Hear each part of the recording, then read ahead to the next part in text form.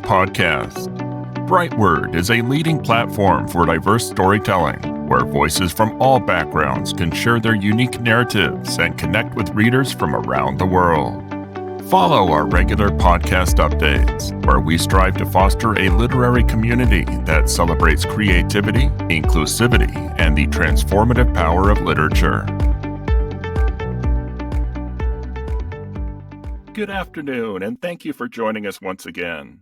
We're pleased to have with us a return visit from Brian Oglesby to talk about his book, Progressives, Leftists, and Black America: How the Leftists' Progressive Policies and Causes Have Been Bad for Black America.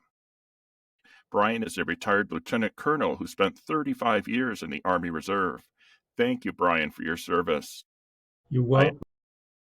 He has a certification in laboratory medicine through the American Society for Clinical Pathology and was honored by Marquis Who's Who for his expertise and experience. Brian's book argues that the African American community has been affected negatively by left-leaning progressive, liberal policies and causes over the past 50 years or so. The book details how and why that is so, and what some different or positive outcomes may have been had there been more conservative, right-leaning forces to influence America over the past 50 years. Sounds like a very intriguing topic, Brian. Thank you so much for being with us today. Thank you. It's an honor to be on your show. Well, it's an honor to have you with us. Perhaps to kick it off, Brian, we can ask you, was there a turning point that led you to write the book? I guess what inspired me to write the book was I had been doing some research. I had been noticing Black people we had contributed so much to this country, and we worked so hard, and we got treated so bad sometimes, trying to get acceptance as Americans.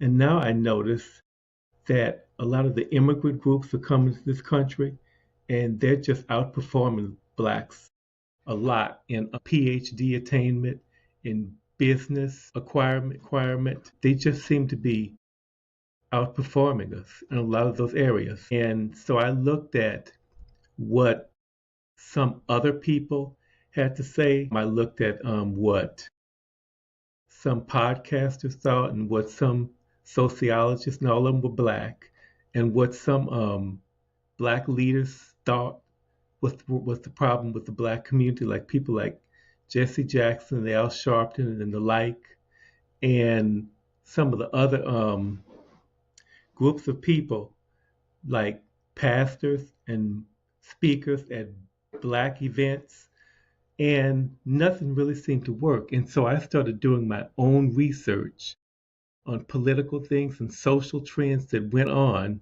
in America over a period of years, and I started to, if you dig deeper, you can find some more things that aren't there on the surface.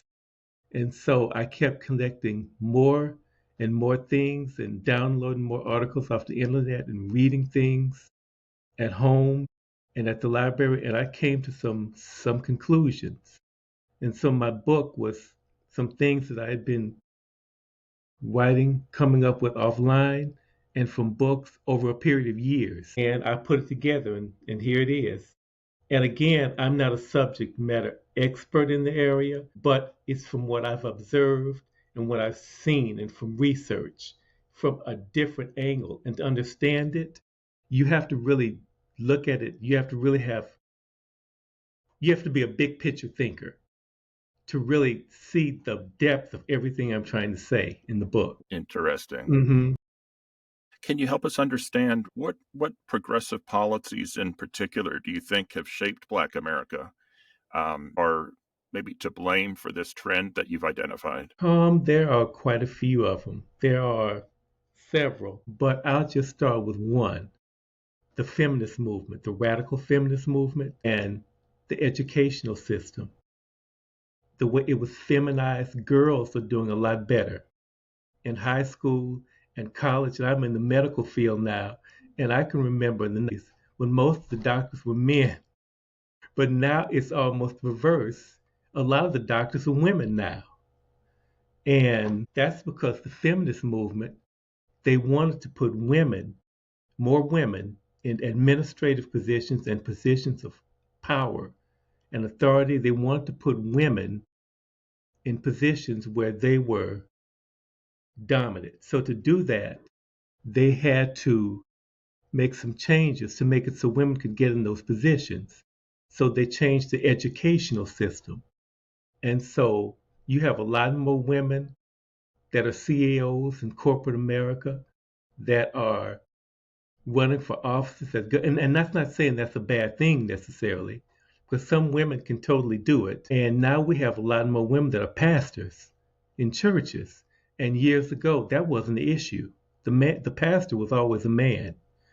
And are in areas like history and geography, and a lot of them are engineers, are architects, are doctors, are governors, are lawyers, and those positions pay more money.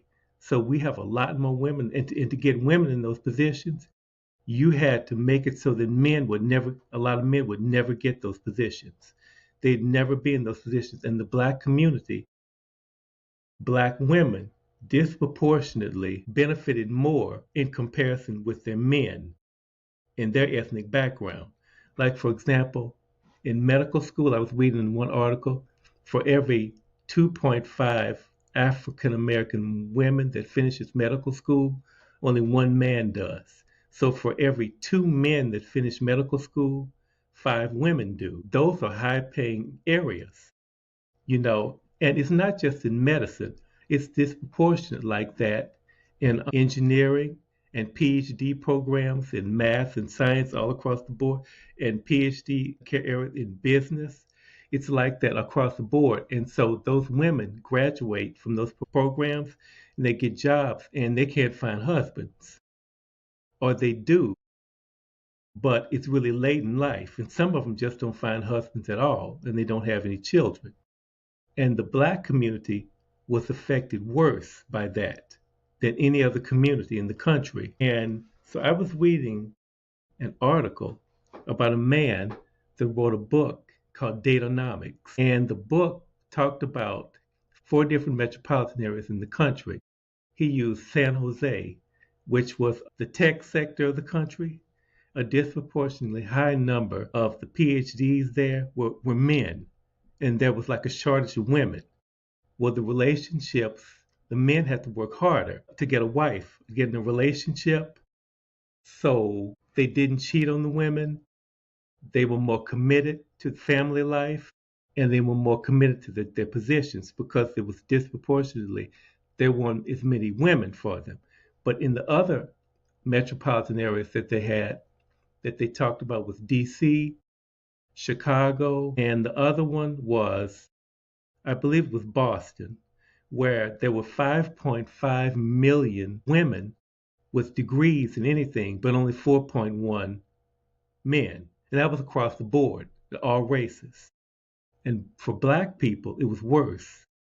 There were more women there were almost twice as many women, about twice as many, with degrees that could get higher paying jobs than women. And so in the Black community, you throw in some other factors why there are just more women in the Black community than there are men. A lot more Black women ended up single per capita than in any other ethnic background. And so there were a lot more Black women that had children but no husband compared with other ethnic backgrounds. And when it's like that, when the numbers favor men and there are a lot more women, the men didn't feel that they had so many more choices. So they felt that they could take more time and choose the right woman. They had different relationships outside of different women, and some of them had children that they didn't marry the women when it favored men because there was no incentive for them to settle down. They had so many choices. And so this affected the Black family more disproportionately. So you got more families in the Black community that are headed by a single mom than you do in most other communities in the country. And you got a lot more women that never got married or had any children, a lot of them in the Black community. So the feminist movement really was damaging on the Black community. And abortions, the abortion rate is really high in the Black community. And I could go on and on about the feminist movement, but another movement that progressives push with the NAACP, they won a lot of battles for integration. Now, integration, there was some pros to integration. It wasn't all bad. There were some good things about integration. With integration, Black people got to live in neighborhoods and in parts of the country that they would have never been allowed to live in before. They can go to places they would have never been allowed to go to those places before. And we've had a chance to talk with each other across races and ethnic backgrounds and find out that we really have more in common than we have not in common. But one thing that happened was the NAACP. What happened was they encouraged, when Black people integrated, they took all their businesses with them out of the Black community and then went to white neighborhoods to live in and then went to the suburbs. And so that was an economy that they took out of the Black community. And all the skilled people with advanced degrees and bachelor's and master's and PhD degrees and people, they took all that talent out of the Black community and went to the white community. And people that didn't have college degrees, but they had skills that you need to make a community functional. Like if you're going to own buildings, you need a janitor, or if you're going to own buildings, you need a plumber, and you need an electrician for the electric lights and skills like that. They took those out of the Black community and went to white corporations and white communities to work. And I remember I went to Schaumburg, Illinois. And so, because I used to go to Chicago a lot in the summer, and I like going to Chicago. And so I hadn't been there in a while. I hadn't been to the lakefront since '96, but this was in 2014. And I said I hadn't been to the lakefront in years, so I want to go to the lakefront, to Navy Pier and Lakeshore Drive and Madison Avenue, those places in the Loop. Those places were fun places to go to in Chicago. And my people lived on the south side of Chicago, and it's really fun down there. So I said, I want to go. And on the way from Schaumburg, Illinois, I went to a workshop that the American Society for Clinical Pathology was having. And so I took one of the streets through Chicago, and I went through the Hispanic neighborhood. It was called the Little Village neighborhood. And I could see the ethnic restaurants and the ethnic shops, the bodegas. And I could see maybe one or two car dealerships. I know I saw a Western Union or two where you could wire money out of the country to somebody else. And I know maybe I saw a savings and loan or two. And I saw maybe a bank and maybe a hardware store and maybe some discount places where you could buy clothes. And all of them, the names were Spanish names. It was Hispanic owned. All those businesses, from maybe a mile or two, they were Hispanic owned. And you roll down your window and you hear the mariachi music. And you see the buildings, some of them have these colorful murals on them. And really, they look like something out of Mexico City. And that's something, and in order for you to put murals on a building like that, you have to own those buildings. So see, with integration, we lost those ethnic communities. And those ethnic communities, they provide jobs and opportunity for an ethnic background that you would never get anywhere else. And they produce a tax base for a city. And it really gives those people the ability to influence the culture and trends and the politics of that city.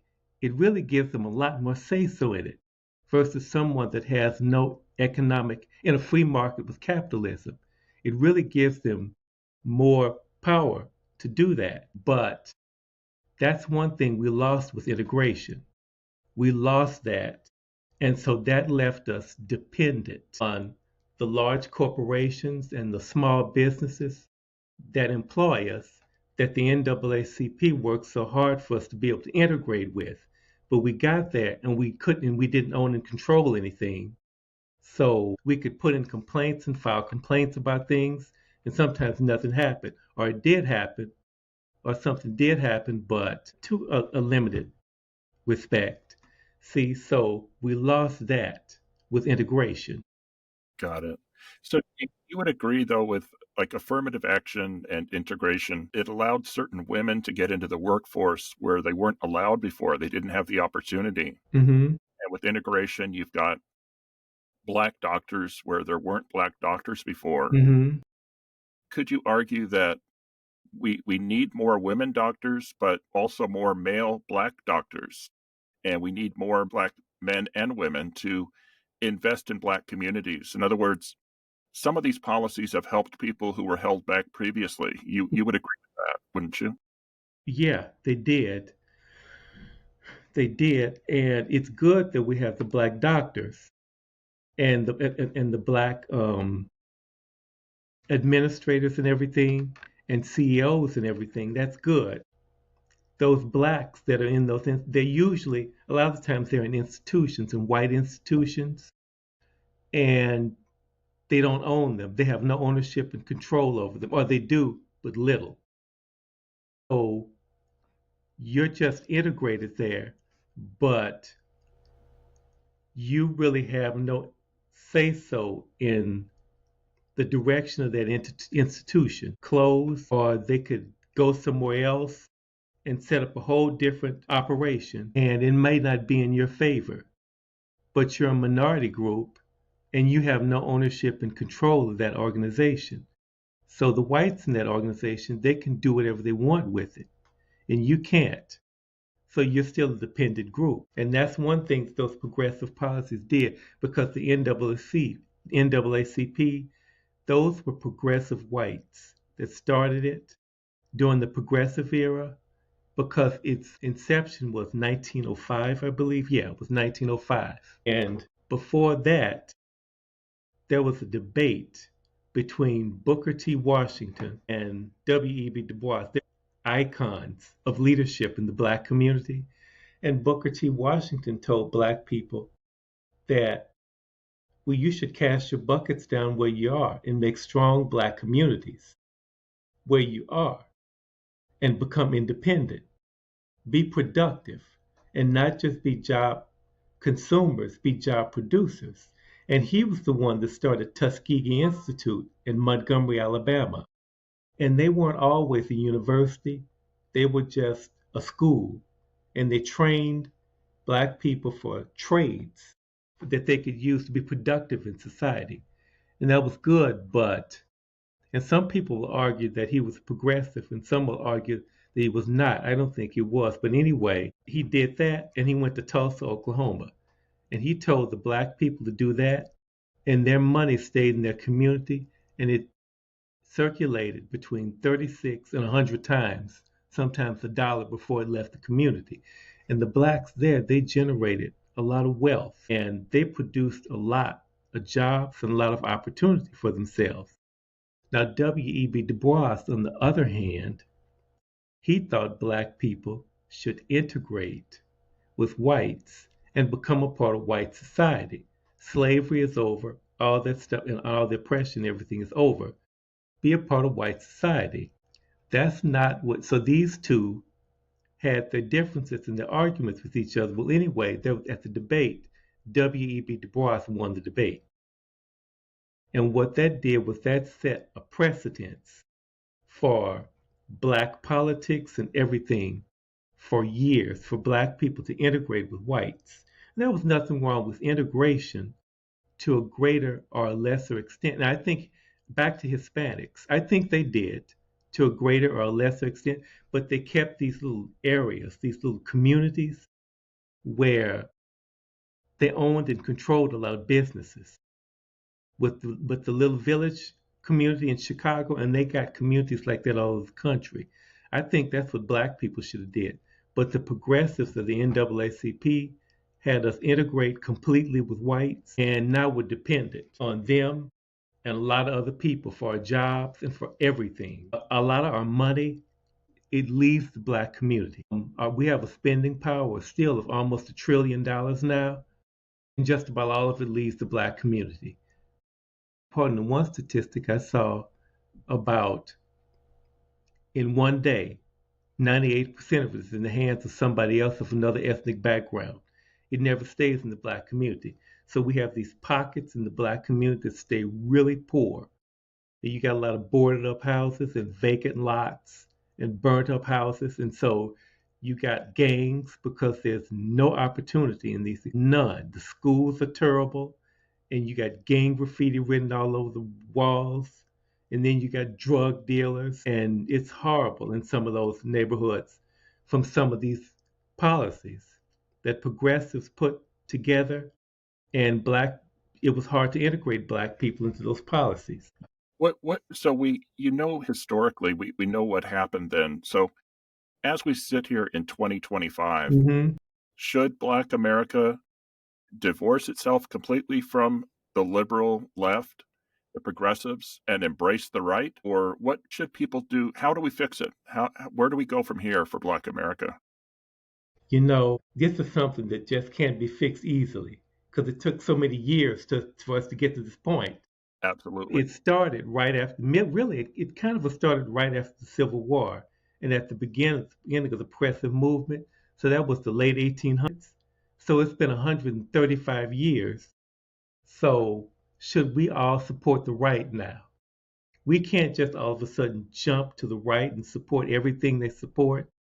But I think eventually we need to, but do it in phases, Over time. phases. I think we need to develop, if society is going to be like this, and Hispanics are going to have communities where their money exchanges hands among Hispanics, and Asians, their money exchanges hands among them, and they can develop wealth, and Black people don't. I think we need to develop our ethnic communities again. It's one thing that needs to happen. And the progressives, they have been operating through the Democrat Party.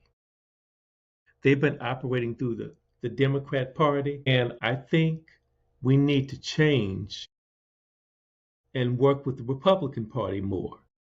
Republican and maybe libertarian. But the Democrats were really not good for Black people politically because a lot of them were pro-slavery before the Civil War. And even after Civil War, Woodrow Wilson, he was a Democrat. And he came in and he approved of a lot of progressive policies, but he was very racist. He came in, he changed the federal governments.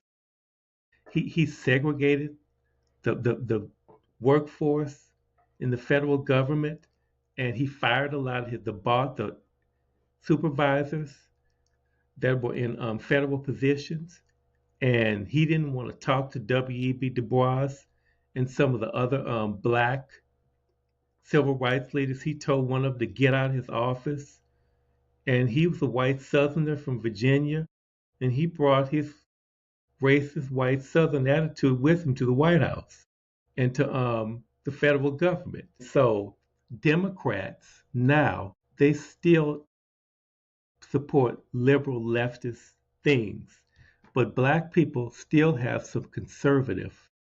They really have conservative roots. They really think through things. They really have conservative values. And the Democrats are supporting things where the values are liberal. And I think we need to work more with the Republican Party too. Those are just two things I think needs to happen. There are others, but those are just two. Interesting. And I've said that the Democratic Party took the Black vote for granted for too long. Yeah, they really have. They assumed support that they shouldn't have. Yeah, they really have. They took it for granted too long. And when Johnson got in office, he teamed up with Martin Luther King, and that's when the Civil Rights Act of 1964 and 67 and 68 were endorsed under him when he talked to King, because the King, he comes and he's this icon in civil rights. So he can go right to the White House and talk to the president. And he tells the president what the Black community needs, and he signed some legislation into law. And that changes a lot of things. He was a racist too, because they said he was a connoisseur on the N word. And they said, yeah, that's what I heard about him. And he said, I will give them just enough to get by, but not enough to make a difference. That's a sentence to poverty. And he was a Democrat. So you see, the Democrats, the progressive left, they tend to politically get things done through the Democrat Party, and they haven't been our friends. And I still don't think they are today. They're still not. Interesting. Mm-hmm. What a process this must have been, researching and putting together this book. Mm-hmm. Do you plan a follow-up? Will you be working on additional books, Brian? No, I haven't planned on it yet, but I don't think I will. Now, I might. That doesn't mean I won't. Mm-hmm. But I don't really think I will in the future, unless something changes, I decide to. Mm-hmm. I don't think I will. Well, you put a lot of heart into this book, that's for sure. And Yeah. I'm assuming it's available on Amazon and anywhere that our viewers may look for quality books. Yeah. It'll be available on Amazon and Barnes and Noble. Terrific. Mm-hmm. Terrific. Mm-hmm. Well, it's been an absolute pleasure speaking with you, Brian. I so have enjoyed our time together. And I think our audience, too, will find your thesis fascinating. And it really is food for thought. It's something that I think a lot of people don't take the time, especially, I'll say, in white America, doesn't consider all the angles that you've raised here for Black America. Yes.